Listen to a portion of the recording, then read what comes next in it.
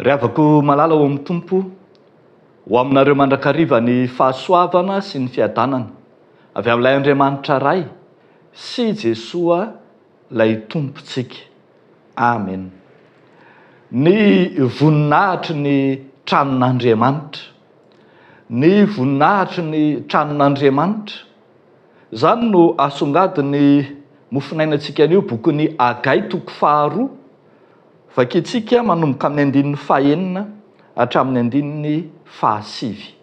Amin'ny anaran'ny Tompo manao hoe: fa izao no lazain'i Jehovah tompony maro, indray maka koa raha afaka kelikely, dia ampiororoko ny lanitra sy ny tany, ary ny ranomasina sy ny tany maina, ary ampiroroko koa ny firenena rehetra, ary ho avy izay irian'ny firenena rehetra, ary ho fenoko voninahitra ity trano ity, hoy Jehovah tompony maro.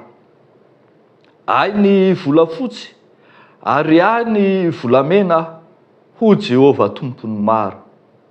Ny voninahitra ity trano ity any aparany dia ho lehibe noho ny tany aloha, hoy Jehovah tompony maro. Ary eto amin'ity fitoerana ity no anomezako fiadanana, hoy Jehovah tompony maro. Ray masino, manamasinanay amin'ny fahamarinana, ny teninao no fahamarinana. Amen. Ny voninahitry ny tranon'Andriamanitra. Teny faminaniana izay nentiny Hagay mpaminany ho an'i Zerobabela, zanaky Sealtiela, ilay gouvernoura, nitondra fanarenana ho an'i Jerosalema, ity mofinainantsika ity. Rehefa avy tany am-pahababoana tokoa manko ny jiosy, ka niezaka anarina ny tanàna, anarina ny tempoly, izy ireo notarihany gouvernoura Zerobabela, dia toa tsinjo teny hoeny fa toa tsy nahafaka akory, toa tsy lasa lavitra akory ny ezaka izay nataon'izy ireo. Tsaroantsika tsara mantsy, ny tempolon'i Jerosalema izay naorin'i Solomona dia tempoly tsy manam-paharoa, tempoly nanana ny lazany, nanana an'izay maizy azy, feno ny firavaka, ny volamena, ny volafotsy, ny vatosoa maro samihafa, maro be no nanaovana izany. Tena valalanina mihitsy raha ohatra ka ampitahaina amin'ity heverina fa fanarenana natao ity, dia hoy ny voalaza eo amin'ny 7 hoe: iza aminareo no mbola sisa izay nahalala ity trano ity sy ny voninahiny taloha? Manahoana ny fahitanareo azy zao? Moa tsy toy ny tsinotsinoneo masonareo ity? Tena incomparable, minable hoy ny fitenenana ity vao neverina fa atao ity. Eo anatrehan'izany indrindra no tonga ny faminaniana, no tonga ny tenin'ny Jehovah tompony maro, fa izy Andriamanitra no hameno ny voninahitra ity trano ity. Zay no ambarany eo amin'ny 7 manao hoe: ho fenoko voninahitra ity trano ity, ho Jehovah tompony maro. Izay rehetra tsy efa nyreto avy any am-pahababoana ireto, dia ho ataon'izy Andriamanitra. Eny, ny voninahitran'Andriamanitra mihitsy no hameno izay tsy efa ny zanak'olombelona. Raha tsikatritsika verina matetika mihitsy, farafahakeliny 4-5 miteny hoe: ho Jehovah tompony maro.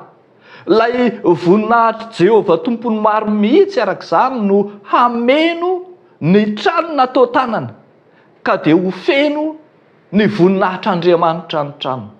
Ambarana eto fa izy no tompony harena, izy ny tompony fananana, any volafotsy hoy izy, any volamena, zany no tompony zany ka tsy tokony hiafiafy ny fiangonana ny amin'ny fanorenana satria an'Andriamanitra ny harena.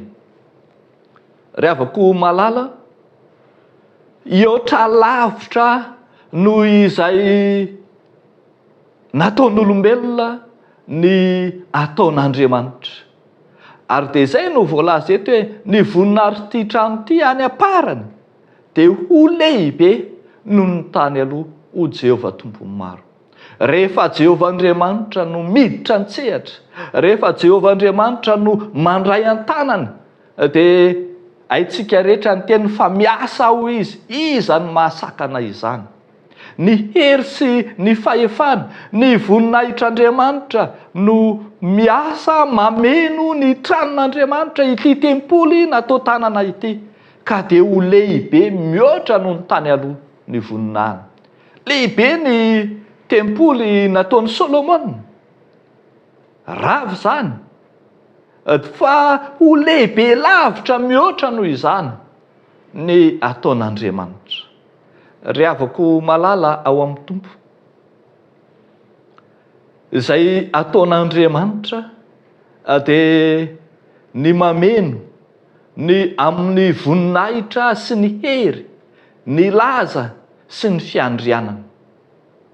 Ny zavatra tokony ho fantatsika ry havako malala dia izao manao hoe ny famirapiratany voninahitr'Andriamanitra no tian'izy Andriamanitra hitoetra ao amin'ny tempolony.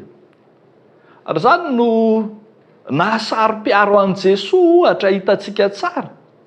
Raha nandrava ny fivarotana samihafa tao amin'ny tempoly izy, toa tonga zohy fieren'ny jiolahy, toa tonga trano fivarotana sy fanakalozam-bola ny tempolin'i Jehovah, ka nahasari-piaro dia sari-piaro an'i Jesoa ilay zanak'Andriamanitra. Toa foana ilay voninahitr'Andriamanitra ka indro no foanan'i Kristy tao amin'ny tempoly, izay rehetra manala baraka ny voninahiny. Zavatra tokony handraisantsika lesona lehibe zany, ny mametraka mandrakariva zany voninahitr'Andriamanitra zany eo anivon'ny fiangonana, eo anivon'ny trano fiangonana, dia tokony ho hitantsika arak'izany ny fomba anajantsika sy ankalazantsika ny trano fiangonan'Andriamanitra. Tsy ho tonga trano firesahana, tsy ho tonga trano fitabatabana, tsy ho tonga zohy fioren'ny jiolahy na sanatria toa tonga famotsim-bola na toerana fanafenana ny meloka ny fiangonana, fa kosa toerana andraisana fiavozana. Tsy ny meloka tsy mety hibebaka no miafina ao anaty fiangonana, fa izay mahatsiaro fampanota mila fibebahana ary vonina hiala amin'ny fahotana. Ny hanandratra ny voninahitr'Andriamanitra ao anatin'ny trano fiangonana ny tanjona, ny hamirapiratany voninahitr'Andriamanitra mandrakariva eo amin'ny trano fiangonana. Tsy diso velively arak'izany raha miezaka isika arak'izay azo atao, manao izay hahakanto, hahatsara, mampirindra, mampilamina ny trano fiangonan'Andriamanitra, ary izay tsy efa ny tanantsika, izay tsy efa ny saintsika sy ny fahalalantsika amin'ny maha-olombelona, dia eo entsika mifanetreteno anatren'Andriamanitra, dia ny voninahitra izy Andriamanitra no mameno izany, mamirapiratra, mahate hivavaka, mahate honina ao an-tranon'Andriamanitra. Tsarovy ary havako, voninahitr'Andriamanitra no ao amin'ny fiangonana, ny voninahitr'Andriamanitra no manjaka ao amin'ny trano fiangonana, ka aoka isika ho feno fanajana, ho feno fankatoavana, eny ho feno fanetretena eo anoloan'ny tranon'Andriamanitra sy ny voninahitr'Andriamanitra. Ny voninahitra any aparany dia lehibe noho ny amin'ny voalohany.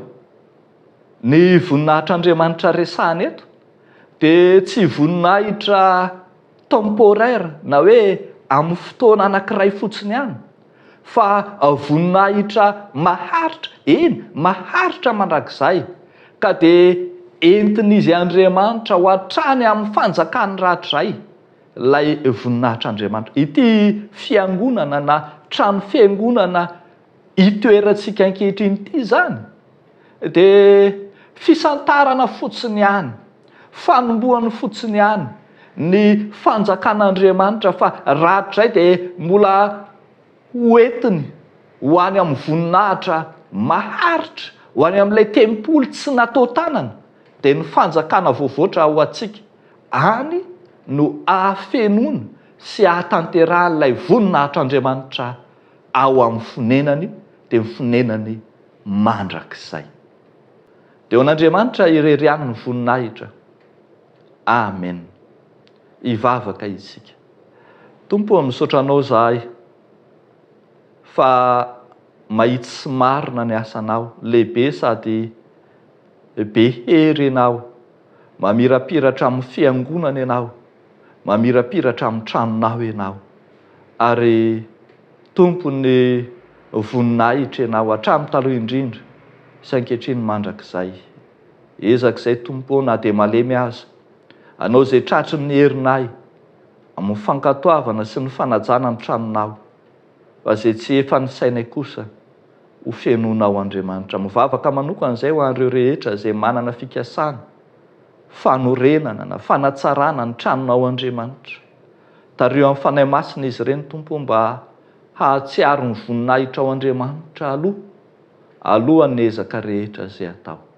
Dia ianao tompo ameno sy anomana no eto manana rehetra anatanterahana izany. Amin'ny anaran'i Jesosy Kristy zokinay, novanay izany vavaka izany. Amen.